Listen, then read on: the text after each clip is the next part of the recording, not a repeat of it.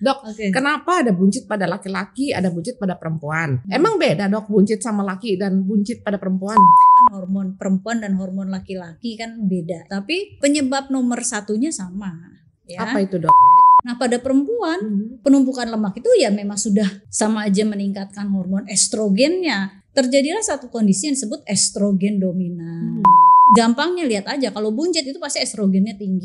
Lemak menghasilkan estrogen, estrogen numpuk lemak, lemak menghasilkan estrogen, jadi dia kayak lingkaran setan gitu. aja.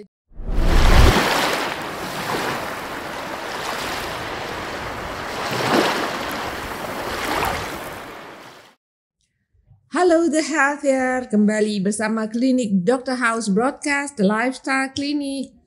Sekarang sudah mau liburan, sudah siap-siap mau pergi liburan. Jangan lupa tetap Akhir jaga tahun. kesehatan, tetap jaga makan, tetap jaga tidur, dan tetap di-maintain stresnya. Betul dok? Tuh. Oke, nah biasanya kalau liburan nanti suka lupa diri dengan makanan. Semua dimakan, Betul, gitu ya dok betul, ya. betul. Tapi nggak ada salahnya kita sekarang simak dulu podcast kita sekarang untuk ngejaga liburan supaya tetap sehat dan sesudah liburan juga tetap sehat.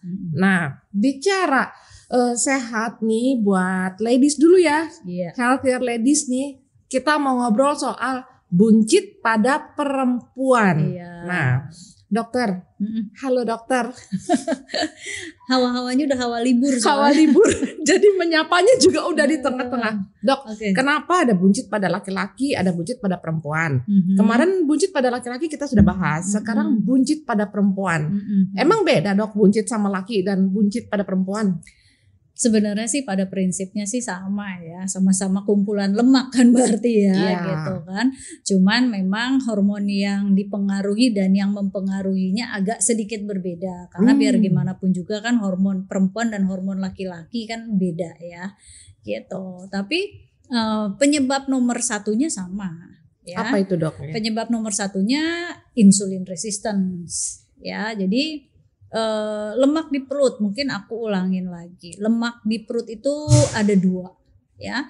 Lemak yang di bawah kulit atau kita bilang subcutaneous fat ya, jadi yang bawah kulit, dan lemak yang ada di antara organ-organ ya. Jadi lemak yang ada di usus, hati, even pokoknya di daerah di dalam lah ya, di dalam organ yang berbarengan di sekitar organ itu namanya visceral fat.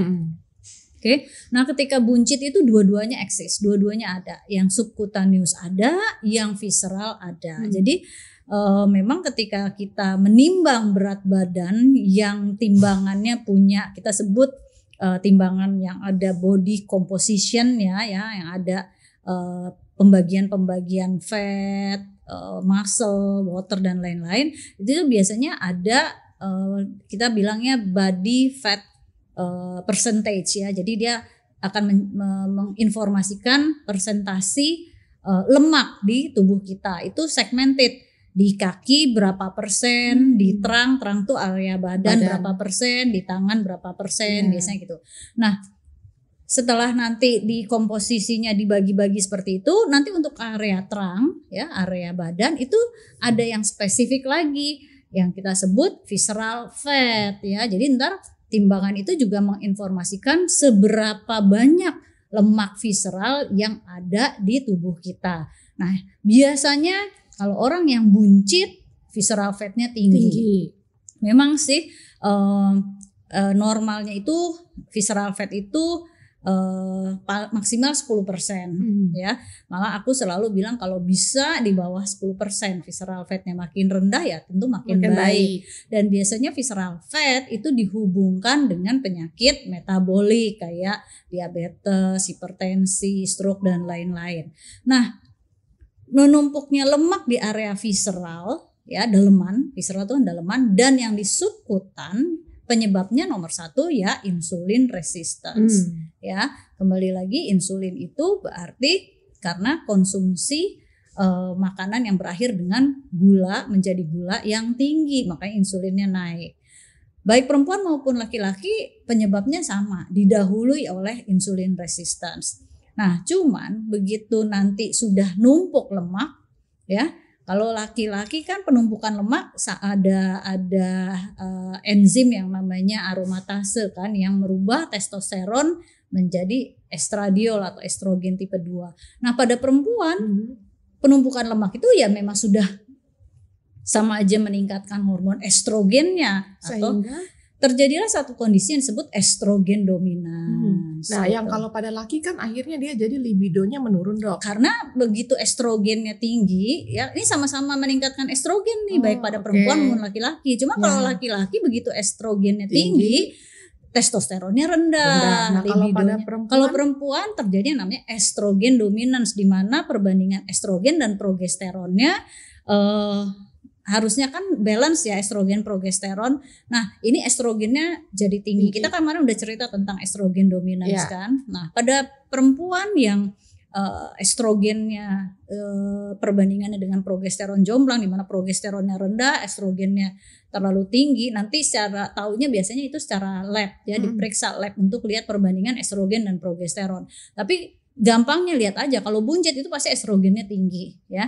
Nah, pada perempuan yang estrogen dominans biasanya yang paling khas gangguan menstruasi. Gangguan menstruasi. Iya, jadi biasanya mensnya itu mundur, enggak siklusnya enggak 21 atau enggak 28 hari ya. Jadi dia memanjang siklusnya. Terus giliran mensnya itu banjir karena progesteronnya rendah gitu. Nah, itu yang ini ya. Terus ketika estrogen, jadi lemak di perut pada perempuan itu kan berarti identik dengan estrogen kan. Nah, kalau orang-orang yang estrogen tinggi, weight gain. Ya, karena estrogen itu salah satu hormon yang kerjanya juga numpuk lemak. Ya. Lemak menghasilkan estrogen, estrogen numpuk lemak menghasilkan estrogen. Jadi dia kayak lingkaran setan gitu. Aja, jadinya fat gitu kan. Iya, jadi akhirnya gini. Kayak frustasi gitu loh, gimana caranya kita pas perempuan ngeliatin perut, ya ampun gitu kan, kok ngecilin perut tuh gimana sih gitu ya. Jadi kalau mau ngecilin perut, kembali lagi ke root cause awalnya ya. Jadi bukan cuman sekedar membabi buta tanpa program gitu. Yang pertama harus kita perhatiin adalah gimana cara kita mereduce insulin gitu. Dari makanan itu ya, Dok. Iya, nge-reduce insulin pasti pemilihan makanan ya. Nomor satu itu. Bukan cuma sekedar mengurangi kalori yang masuk ya.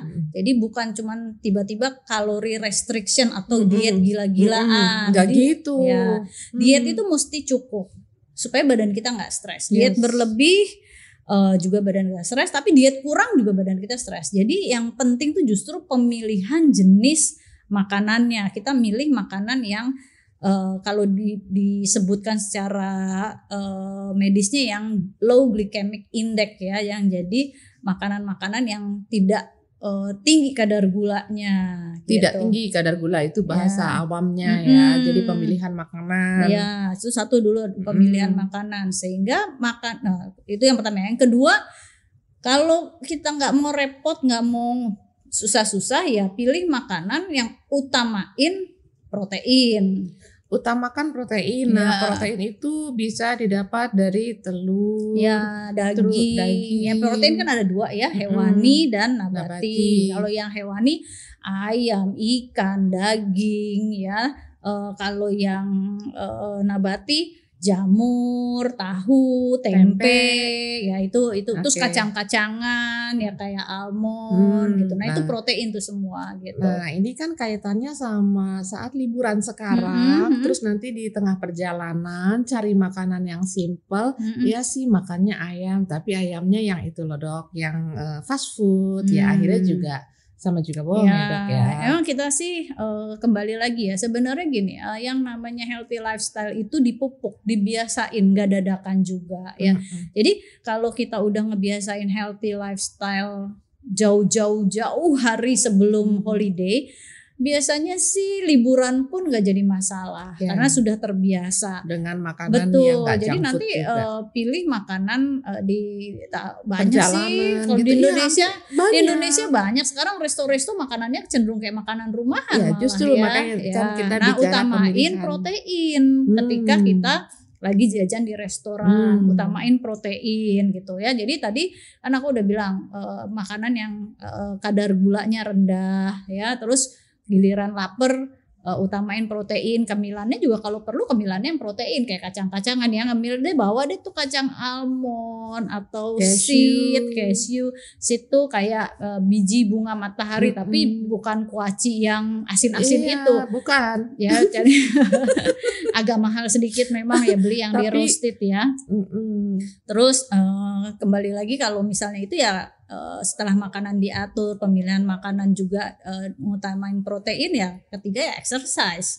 Tetap ya, olahraganya tetap ya, jangan ditinggal. Ya, keempat tentu tidur. Tidur itu pengaruhnya besar karena kalau kita kurang tidur, hormon kortisol kita chaos ya. Jadi hormon stres kita berantakan. Begitu hormon stres awal-awal hormon stres kita tinggi. Nah, hormon stres yang tinggi ini juga merangsang insulin. Jadi kalau ada orang yang bilang dia lagi mau ngurusin badan, udah diet gila-gilaan tapi nggak kurus-kurus, taunya dia stres gitu loh. Karena dietnya terlalu gila-gilaan, badannya stres mengeluarkan hormon kortisol yang tinggi merangsang insulin itu ya fat storing hormone kan, akibatnya gagal itu program dia diet gila-gilaan, bukannya turun berat badan malah stuck. Ya. Biasanya stuck kalau kayak gitu. Makanya kadang ada beberapa orang yang bilang gini, awal-awal pas dia diet ngurangin makanan turun 2-3 bulan turun tuh. Bulan keempat stuck. Nah, ketika badan kita stuck itu artinya badan kita stres. Nah, badan kita stuck berarti badan stres. Kalau kayak gitu harusnya kita evaluasi nih apa nih yang salah dari program kita gitu. Nah, itu yang bisa diinformasiin dari lemak yang ada di perut ya. Kalau perempuan sebenarnya lemak perut perempuan dan laki-laki ya perbedaannya tadi di perempuan kan tidak ke testosteron tapi dominan di estrogen ya. Begitu estrogen dominan yang paling khas deh gangguan menstruasi sama weight gain gitu. Itu udah paling khas. Ya. Sementara begitu dok yang bisa kita jelaskan mengenai buncit pada perempuan ya. Ingat begitu buncit yang perlu dipikirin pertama kali adalah insulinnya. Ya, demikian Healthier penjelasan dari Dr. Grace tentang buncit pada perempuan yang memang kurang lebih sama sih seperti kalau laki-laki tadi menjadi libido turun, perempuan juga akhirnya menjadi fat di seluruh badan, tapi ya dan mens yang tidak teratur dan tentunya itu juga mempengaruhi libido ya dok. Pasti. Ya. Demikian Healthier dari klinik Dr. House, The Lifestyle Clinic.